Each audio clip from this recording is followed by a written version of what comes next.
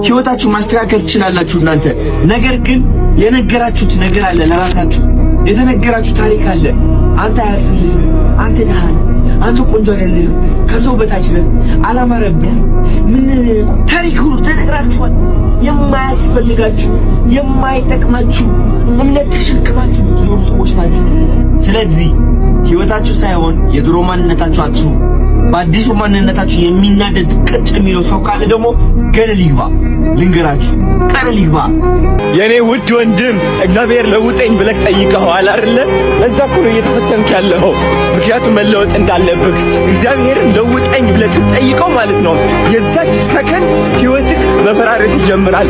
የነበሩ ጓደኞች ከህይወትህ መውጣት ይጀምራሉ። የምትፈልጋቸው ነገሮች ማጣት ትጀምራለህ። ያሉ እጅግ ነገሮች ደግሞ ይጠፉብሃል። እድሎች ያልፉብሃል። በቃ ብዙ ነገሮች ታጣለህ። ህይወትህ ምስቅልቅል ነው የሚልብህ። ምክንያቱም አንተ ነህ የጠየቀው እግዚአብሔር ሆይ ለውጥልኝ ህይወቴ፣ አዲስ ህይወት ፈልጋለሁ፣ አዲስ በረከት ፈልጋለሁ፣ ጌታዬ ሆይ ባርከኝ ብለህ ከጠየቀው አይደለም እንዴ? አሁን እየተባረክ ነው ወንድሜ። የምታልሙት ህይወት እውን ማድረግ ከፈለጋችሁ እነዚህ 3 ነገሮች አድርጉ።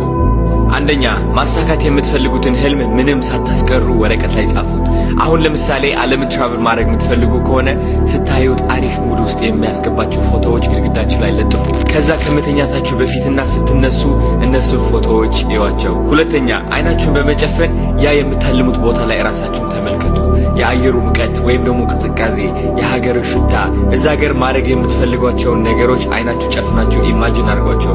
ከዛ ማለት ነው ያ ነገር እውን መሆኑ አይቀርም። ሶስተኛ፣ ወደዛ ዓላማ ለመድረስ የሚያግዟችሁ ነገሮች በግልጽ ጻፏቸው። ወደዛ ህልም ለመድረስ የሚያግዷችሁ ነገሮችም ጽፋችሁ እነሱን ለመፍታት ሞክሩ።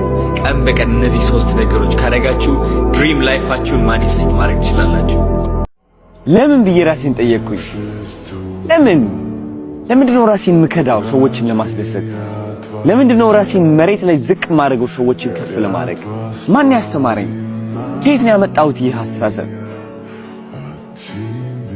ለካስ እድሜ ልኬ ሰዎችን ለማስደሰት እየኖርኩኝ ነበር። ከህፃንነቴ ጀምሮ ከቤተሰቦቼ ጀምሮ ራሳችን መሆን ስንጀምር የፈለግነውን ነገር መናገር ስንጀምር ዋ አንተ ልጅ እንደ ጎረቤት ይሁን ስነ ስርዓት እየተኮረከምን ያደግነው። ራሳችን መሆን ስንጀምር እንኮረከማለን። የልባችን መነገር ስንጀምር እንኮረከማለን። በቤተሰብ ካልተኮረከም በመምህር ትኮረከማለህ። ከዛ አድገህ ሁሉም ሰው የሚኮረኩምክ ይመስልሃል። ሁሉም ሰው እንደ ቤተሰቦችህ ጥሎክ የሚሄድ ይመስልሃል።